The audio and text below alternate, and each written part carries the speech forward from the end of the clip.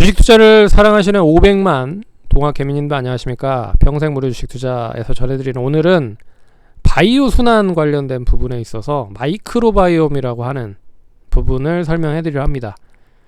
좋아요, 구독하기, 알람 설정 해주셔서 감사드리고요. 본격적으로 방송 진행해 보도록 하겠습니다. 이제 대표적인 종목이 첫랩과 고바이오랩이 있는데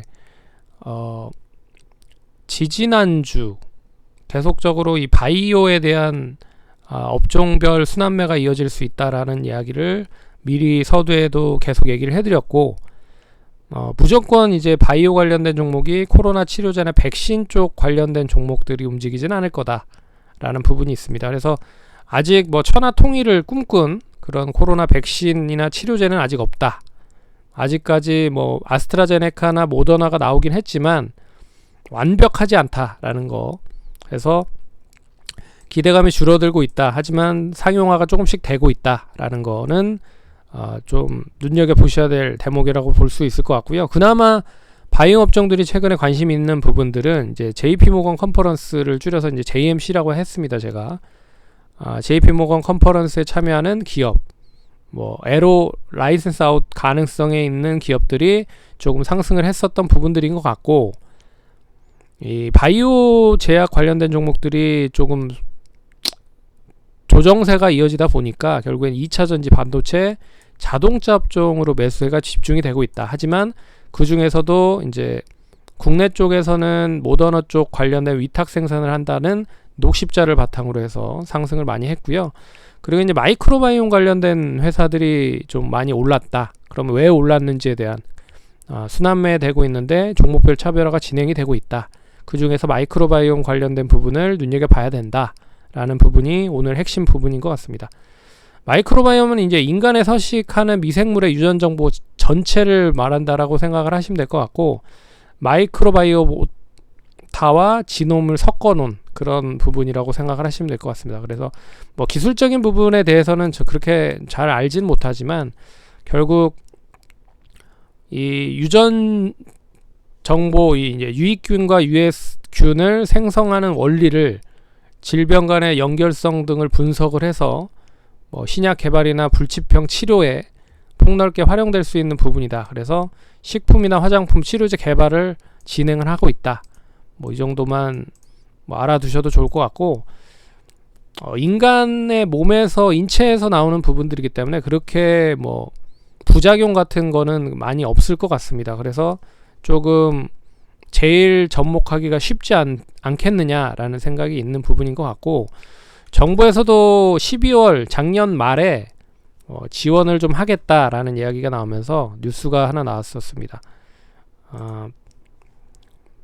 그래서 식품의약안정처에서 국내 마이크로바이옴 치료제 개발을 지원하기 위해 제품화 지원팀을 구성했다. 이거는 이제 이데일리 뉴스에서 나온 부분인데요. 그래서 12월 22일 날 발표했다. 허가 심증 기준을 마련했고 가이드라인을 만들었다. 그래서 보시면 전 세계 개발 중인 마이크로바이옴 치료제가 204개, 시장 규모가 2018년 624억에서 24년에는 10조 정도 시장 규모가 될 것이다.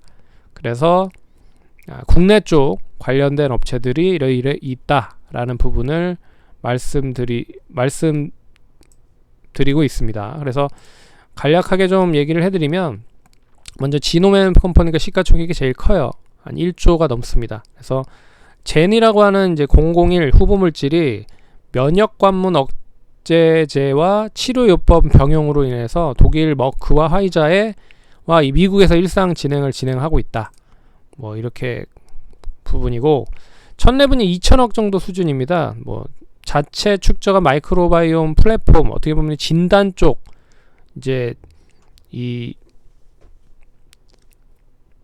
유전자 진단 관련된 부분에 다양한 그런 데이터베이스가 쌓여 있는 부분인 것 같습니다. 그래서 그 데이터베이스 쌓여 있는 부분을 가지고 뭐 장질환, 뇌질환 치료제, 면역 항암제 개발을 진행을 하고 있다. 뭐 이 정도만 보시면 될 것 같고, 그리고 고바이오랩은 이미 한국 콜마와 뭐 어느 정도 라이센스 아웃이 진행된 걸로 알고 있습니다. 한국 콜마인지 CJ인지는 어찌됐든 뭐 라이센스 아웃이 됐고요. 그리고 면역질환 과제 KPLP001과 002가 이번 이제 JP모건 컨퍼런스에서 라이센스 아웃 논의가 진행이 되고 있다.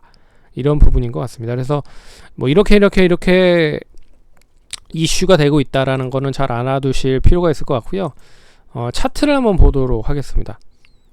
뭐 굳이 뭐 근데 오늘 보시면 전반적으로 다 좋은 흐름들을 보였거든요. 그래서 지노맨 컴퍼니가 6%, 고바이오랩이 23%, 첫랩이 한 3% 정도 상승을 했다.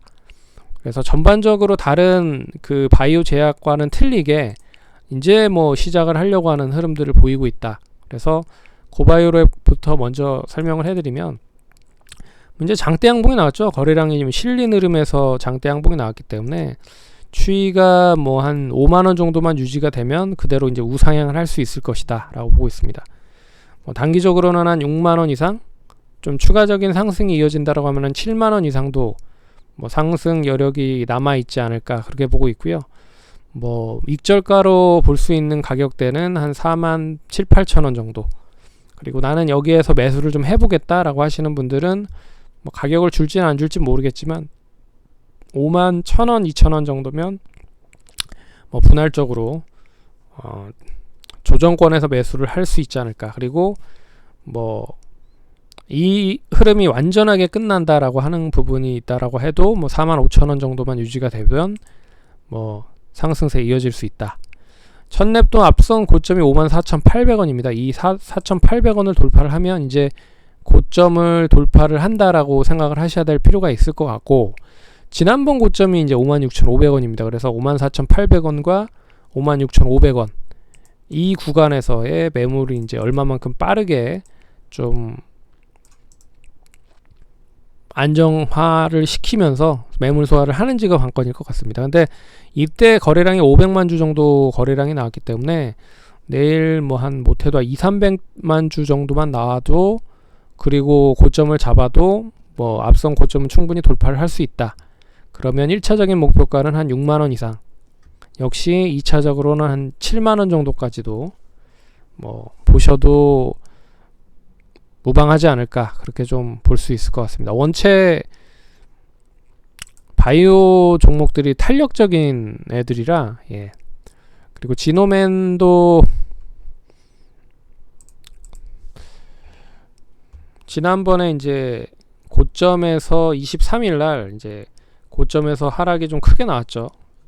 이건 이제 코넥스에서 코스닥으로 넘어오면서 한꺼번에 이제 재료가 소멸이 됐기 때문에 수익을 좀 챙기려고 하는 매도세가 좀 나왔었던 것 같고, 이 부분을 어느 정도 다 소화를 시키면서 거의 8만원, 5천원, 9만원 정도 선까지 안착이 되면 지난번 이제 고점을 잡는다라고 생각을 하시고 보셔야 될 것 같습니다. 그래서 단기적으로 9만원 이상 보시면 뭐 10만원, 그리고 한 11만원 정도까지도 뭐 보셔도 되지 않을까, 그렇게 보고 있습니다. 그래서 이 두세 종목 모두 이제 고점을 갱신하고 있는 종목들이다 라는 거를 감안을 해보면 좀 관심 있게 보셔야 되지 않을까, 그렇게 좀 말씀을 드려보도록 하겠습니다. 뭐 이미 많이 올라간 종목들은 아닙니다. 예, 그런 부분에서 마이크로바이옴 관련된 부분이랑 같이 연결을 해서 좀 설명을 해드렸고요. 기술적인 부분에 있어서는 좀 송구하지만 업계에 계신 분들에게 좀 조언을 구해봤지만, 이 마이크로바이옴 관련된 부분이 돈이 제일 많이 된다, 이제 상업화가 제일 빠르게 진행이 될 것이다 라고 하는 부분들을 주위에서 많이 들었기 때문에 뭐 그런 부분에 있어서는 좀 관심 있게 보셔야 되지 않을까 라고 말씀을 드려보도록 하겠습니다. 그러면 성공 투자하시고 다음에 또 찾아뵙도록 하겠습니다. 감사합니다.